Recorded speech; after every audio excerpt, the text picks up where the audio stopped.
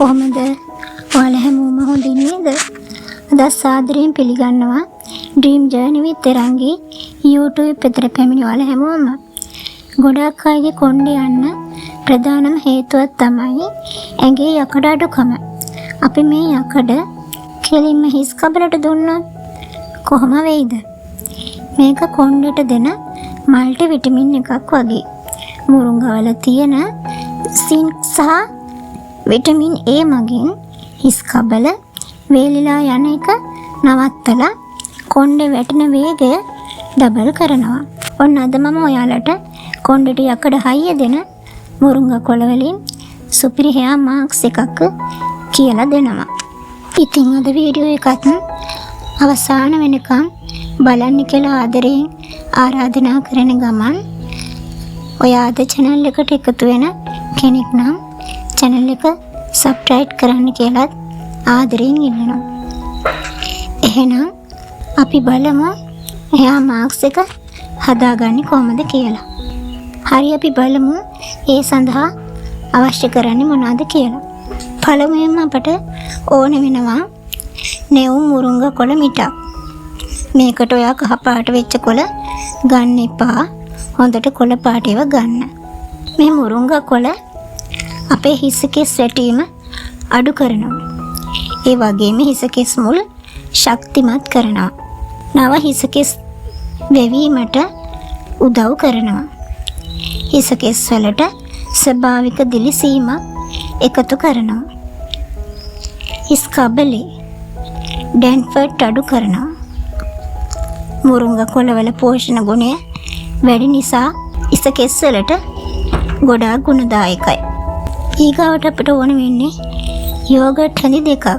මේ යෝගට් අපි ගන්නේ කොළ ටික හොදලා යවන්න ලේසි කරන වගේම යෝගට් වලින් හිස කෙස් මෘදු කරනවා. වියලි හිස කෙස් තෙතමනය කරනවා. ඩැන්ෆර්ට් අඩු කරනවා. ඔයාගේ හිස කෙස් පිරිසිදු කරනවා. ඒ වගේම දිලිසෙන ස්වභාවයක් ලබා දෙනවා. යෝගට් කොහොමත් හිස කෙස් වලට ස්වභාවික කන්ඩිෂනර් එකක් වගේ ක්‍රියා කරනවා. අපිට ඊළඟට ඕනේ පිරිසිදු පොල් තෙල් මේස හැන්දක්. අපි පොල් තෙල් ගන්න තෙතමනය හැක ගන්න වගේම අපේ හිස කෙස් දිගු වීමට උදව් කරනවා. හිස කෙස් කැඩී යාම අඩු කරනවා. ඒ වගේම හිස කෙස් මුල් ශක්තිමත් කරලා කළු පැහැයෙන් තබා ගැනීමට උදව් කරනවා. හිස් කබල පෝෂණය කරනවා. ඒ වගේම අවශ්‍ය නම් අපට වතුර චුට්ටක් දාගන්න පුළුවන්.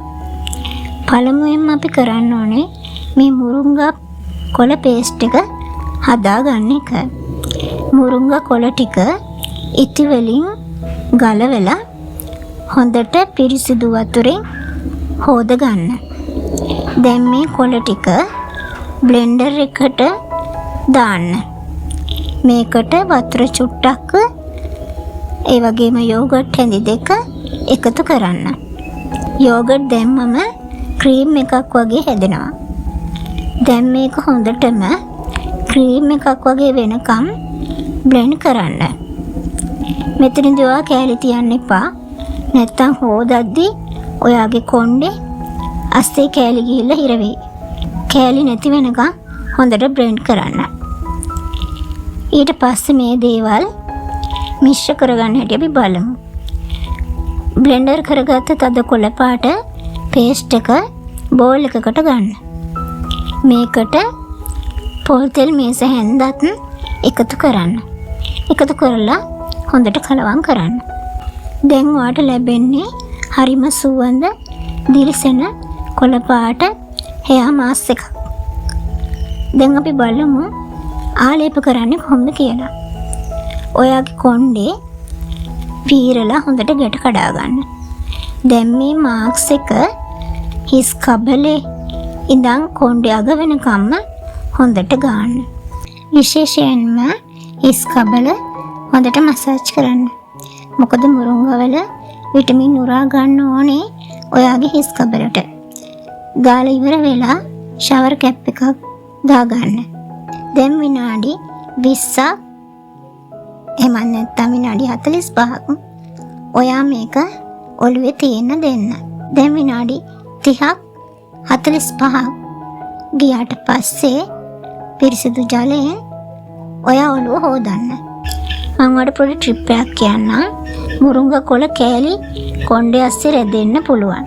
ඒ නිසා හොදද්දි වතුර පාරකට අල්ලලා පනාවකින් පීර හොදන්න. එතකොට ලේසියෙන්ම ගැලවිලා යනවා. අන්තිමට මෘදු ෂැම්පු එකකින් කොණ්ඩේ හොදලා දාන්න. අපි බලමු මේ මාක්ස් එක විශේෂ කියලා. මුරුංගු වල තියෙන අධික යකඩ ප්‍රමාණය නිසා කොණ්ඩ මුල් වලට හොඳට ඔක්සිජන් ලැබිලා කොණ්ඩේ වැවෙන්න ගන්නවා. ඒ වගේම කොණ්ඩේ හැදිලා තියෙන කෙරටින් ප්‍රෝටීන් වර්ධනය කරන්න මුරුංගා වලට පුළුවන්.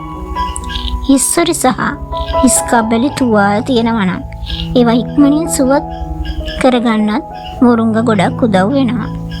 මේක කොයිතරම් කාලයක් කරන්න ඕනද? සතියට එකපාරක් කරන්න. දවස් 2-3ක් යද්දී ඔයාටම දැනෙයි කොණ්ඩේ අල්ලද්දී හරිම ශක්තිමත් ඝනකම් කොණ්ඩයක් තියෙනවා කියලා. ඉතින් මේ තරම් ගුණ තියෙන මුරුංගා ගැන තවත් වැදගත් කරුණු ටිකක් මම ඔයාට කියන්නම්. ඔයාගේ දැනුමට එකතු කරගන්න. අපි අතීතයේ ධම්ම වසර 4000ක් විතර තිස්සේ මුරුංගා ආහාර සහ ඖෂධ වශයෙන් යොදාගෙන තියෙනවා.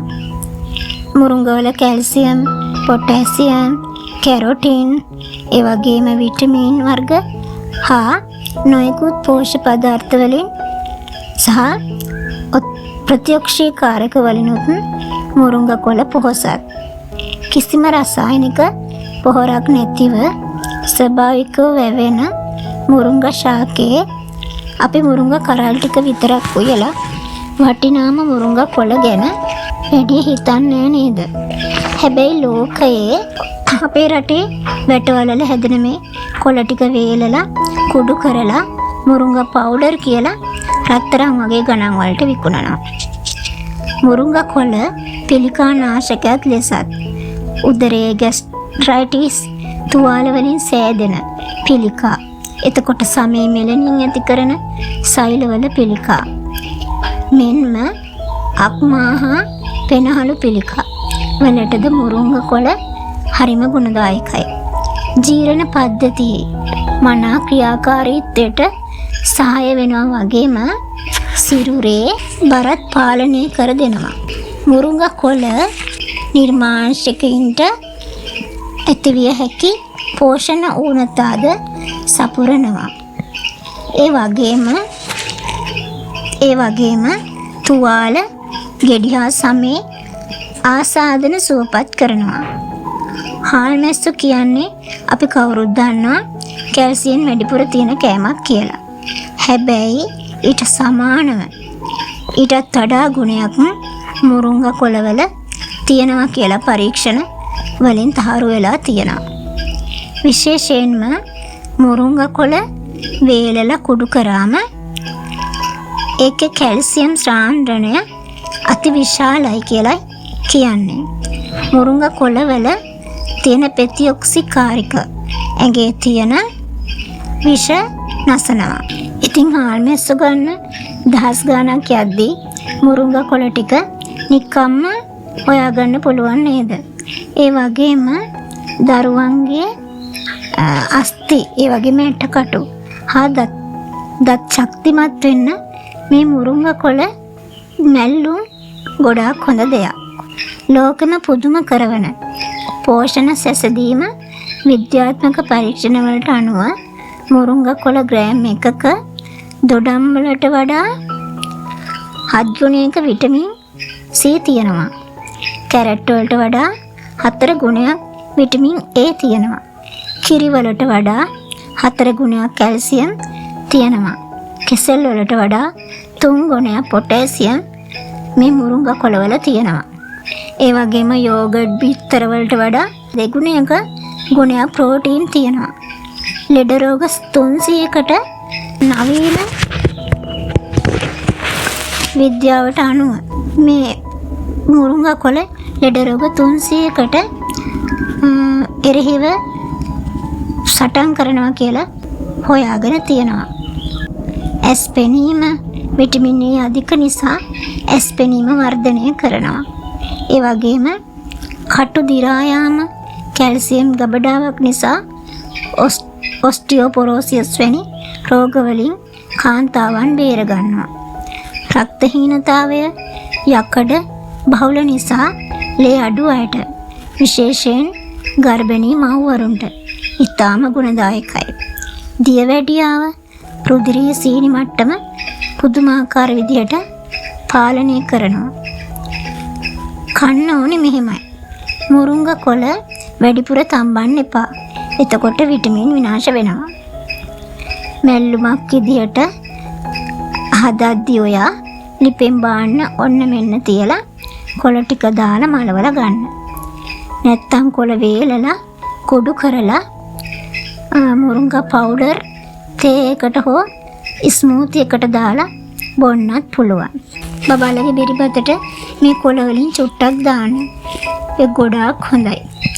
ඒ වගේම ඔයා පරිප්පු හදනකොට මේ මුරුංගා කොළ ටිකක් පරිප්පු හොද්දට දාන්න.